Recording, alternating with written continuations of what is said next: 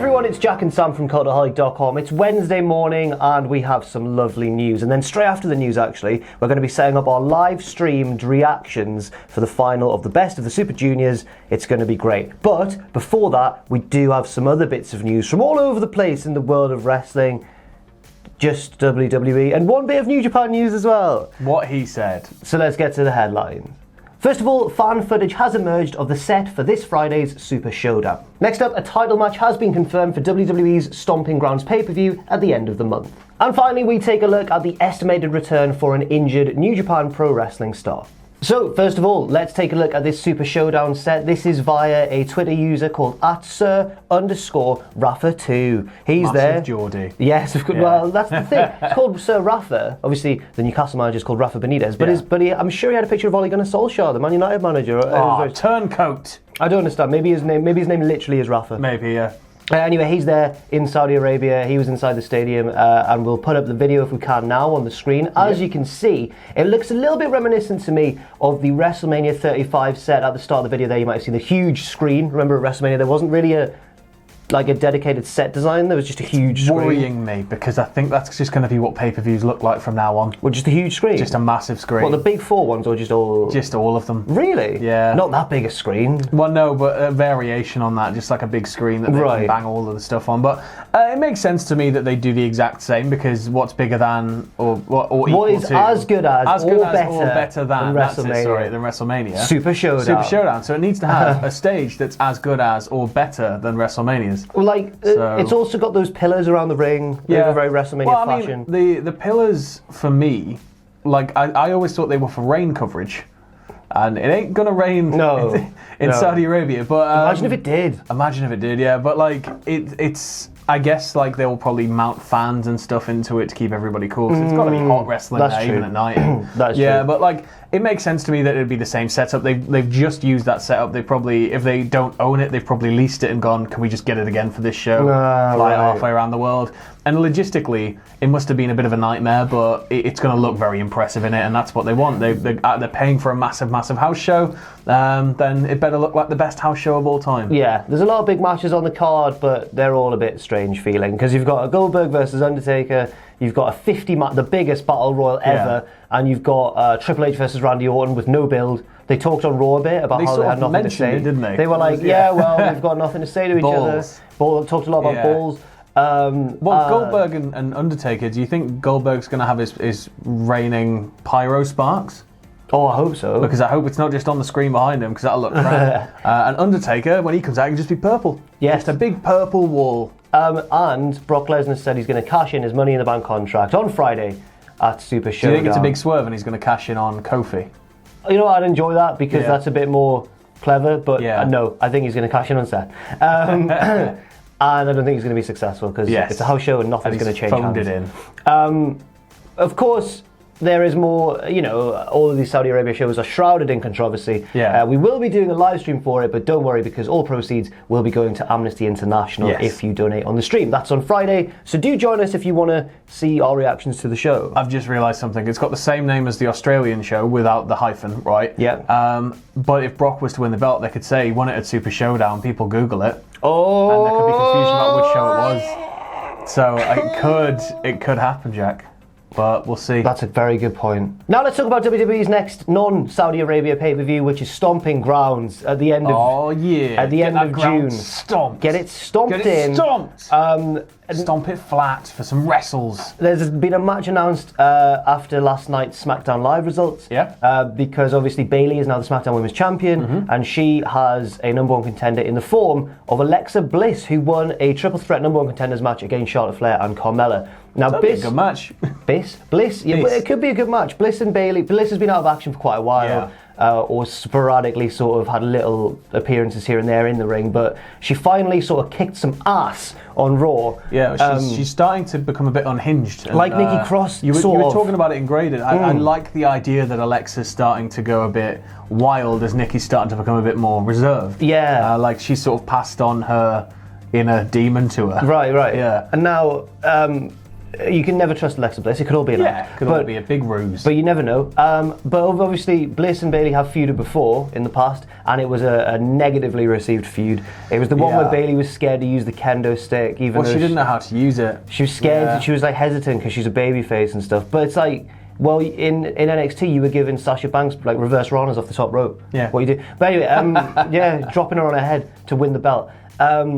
So that feud was seen as a key step in the sort of decline of Bayley on the main roster. Yeah. Now, obviously, she's had a bit of a resurgence winning the SmackDown. She is. So hopefully, they can kind of rectify it with this feud. I wouldn't expect Alexa Bliss to win, but hopefully... We're going to see Sasha come out afterwards? No, I don't think so. It's just, what are they going to do with Sasha? When's she going to come back? How are they going to reintroduce her? I don't know. She doesn't seem very content. Apparently, her and Vince met recently. I forgot where I saw that. It might have been in the Observer, I'm not sure. But apparently her and Vince met up and it was improved, relations have improved between the two sides. Yeah. But I honestly don't know what it means. I don't know. I just want to see her come back with a really big moment if she is going to come back. I'd rather see her, she had maybe a 3-year contract on the go. I'd rather see her wrestle than not appear at all. I want to see her come out and slap Brandy Rhodes and she's like, I want to lay wrestler. Wherever Sasha ends up, she will be, I guess, a big commodity, especially with this time away. I feel as though, like, even if she just comes back to WWE, she'll get a boost just from being away for a while. Yeah. Being a bit of a controversial figure, so, yeah. Now let's go over to New Japan Pro Wrestling and talk about an injured star by the name of Hiromu Takahashi. One of the best juniors in the company, in my opinion. Unfortunately, horribly injured. Yes, he was. But... I guess things happen, but he seems to be on the road to recovery. He's been tweeting percentages. Yeah, but the percentages go up and down, Sam. Well, he said he'd return it, I think it was like 100,000% or something. So it's like he's getting closer and closer, but they do go up and down. Now, there's been rumours recently of his impending return, especially because Dragon Lee is the IWGP Junior Heavyweight Champion currently. He was the man who sadly injured him, but it hasn't happened yet. There's been no return, and also it seems like Dragon Lee's taking more of like an apologetic stance. I'm sure in real life he's obviously very, very upset about it, but in character as well, he's kind of been... The thing is, I think we're going to see a heel, and not that they could even pull it off, but a heel Takahashi returning. Yeah. Like, especially if Dragon Lee's all apologetic and he's just unforgiving, like, you nearly ended my career. And just have him turn up and take that belt straight back. Oh, that'd be amazing. So good. A fan on Twitter asked Dave Meltzer when he said if he knew when Takahashi was set to return, and Meltzer said the last he was told was late summer, so not quite yet. So that's quite an odd one because I'm trying to think what happens in New Japan in the late summer. Well, the G1. Yeah, you got the G1, but G1's historically a heavyweight tournament. Right. So I mean, there's other matches that take place around it. Yeah. But it seemed like. Maybe he could reappear at the final, like on the final card. Maybe. Yeah, maybe. That's always a very, very big event. I feel like we'll see him possibly tonight, or today, in the best of... Not wrestling, or doing anything. Or maybe just on the video screen or something. Oh, yeah. But I don't know. But yeah, Takahashi's great. He's one of my favourite wrestlers in New Japan, and hopefully he comes back fine and soon. Yeah. And fast. Next up, 2 massive title changes to talk about on SmackDown Live because the 24/7 title has changed hands twice, Sam. Right. It went from... Right, I'll explain what happened. Just the twice. Well, so last we saw R-Truth managed to escape from Raw unscathed. Yes. Drake Maverick stood in his way, but Carmella just super kicked him. She's like protecting R-Truth's reign. Yeah.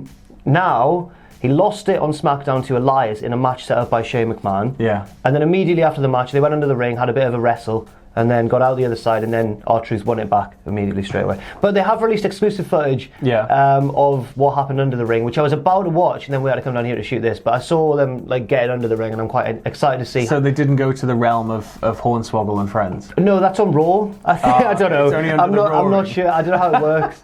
It might just be on Raw. No, it happened at the Royal Rumble as well because Zelina Vega was under there, and then Hornswoggle was there.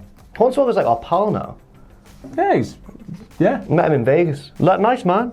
Can we just say as well with the R-Truth segment on the golf course? Yeah, that's like the most viewed WWE video. It's crazy. Yeah, it all happened over like a night. Yeah, it's amazing, absolutely amazing, and I loved it. I loved Jinder in full gear as well. Everybody was saying it would have been funnier if Jinder was in like golf clothes. No, it's funny that just rocking up to a golf course in full gear. That's amazing. Good. Absolutely amazing. I think that I'm not too much of a fan of what they do with it on Raw and SmackDown. Yeah, but the extra stuff, like it just seems to be a way that they can entertain themselves while they're on the road. I'm assuming assuming they've been told, like, as long as it ends up back on you. It's sort of, I guess, what they used to do with the hardcore belt when they went on UK European tours. As long as it ends up back on him by the end of it, do whatever you want. I think the next time we get a big tour overseas, that's when it'll start getting really funny. Yeah. There's just Drake Maverick's been my favourite part of it. He's been so good. He's been great. Like walking around arenas handing out flyers and stuff. It's so great. When he was in the airport, like, has anyone seen R-Truth? God knows what'll happen if he gets through TSI.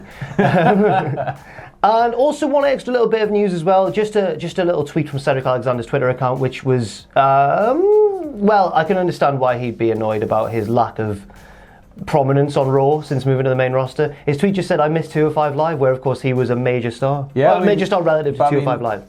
Look at Buddy Murphy. What's Buddy Murphy been doing recently? I know, and both Cedric and Buddy deserve a lot more given how good they are. It's like they've gone from being the coolest kids in middle school to a high school where nobody cares about them. I know. It's such a shame. Yeah. Because like they're both so incredibly talented. Cedric in particular is just like, he's mind-blowingly good. Like he would put on just every single time he wrestled on 205 Live was just good match after good match after. There was not any let up there, and it's just. He had that really good match with Ibushi in the Cruiserweight Classic. Do you remember that? Yeah. And then Triple H came out and signed him on the ramp. Because the fans were like chanting. Yeah, bring him back. Yeah. Oh dear me. What a sad state of affairs. Hopefully they work out a way to. I thought Buddy Murphy was going to get more of a spotlight on him because he was on SmackDown, but. Because I always thought that the call-ups from 205 would be like mainly SmackDown, so that they could then work 205 Live as well occasionally. But Raw and SmackDown now have just become so muddied with this wild card rule. Yeah, it's just, it doesn't make any sense. Mustafa Ali's done all right. Well, he lost his first name, but he's done all right. Yeah, but Mustafa Ali, he's that complete package where his promo work is flawless. He seems like he's the type of guy that will do absolutely anything that's asked of him. Not that any of the other guys wouldn't. I just don't know. I think Mustafa Ali, he's got that certain something. It just sets him aside. It's hard to explain, but yeah. Oh well. Poor Cedric. Hope you get a chance soon, mate. I don't sound hopeful. Thanks very much for watching, and let us know what you think in the comments section down below. You can follow Cultaholic on Twitter at Cultaholic and on Facebook at facebook.com/Cultaholic. If you enjoy what we do, then please do check out our Patreon, patreon.com/Cultaholic, where you can pledge. And don't forget, of course, most importantly of all, to hit subscribe and to join us.